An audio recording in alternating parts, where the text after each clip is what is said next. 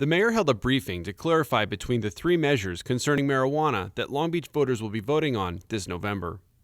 Proposition 64 is a statewide ballot measure that, if passes, will legalize recreational marijuana in California. Currently, only medical marijuana is legal in California. Measure MM is a Long Beach measure put on the ballot by the community, which, if passes, would allow for the sale of medical marijuana in Long Beach as long as certain regulations and taxes were enforced. Currently, the sale of medical marijuana is not allowed within the city boundaries. Note that Measure MM does not address the sale of recreational marijuana, even if Proposition 64 is passed. To make the sale of recreational marijuana legal within city limits would require additional action by the community.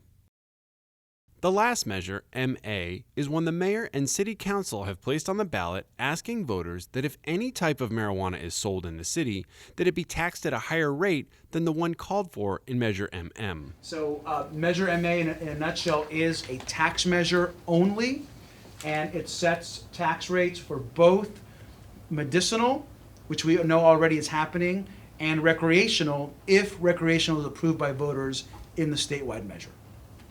It also sets taxes on cultivation and processing that may happen in the city.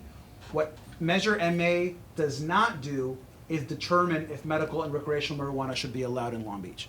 So MA is not a vote for or against medical or recreational. It's purely a tax measure. The revenue generated by Measure MA, if passed, would be used to cover the regulatory, enforcement, health and safety costs associated with the sale, cultivation, processing, and distribution of marijuana.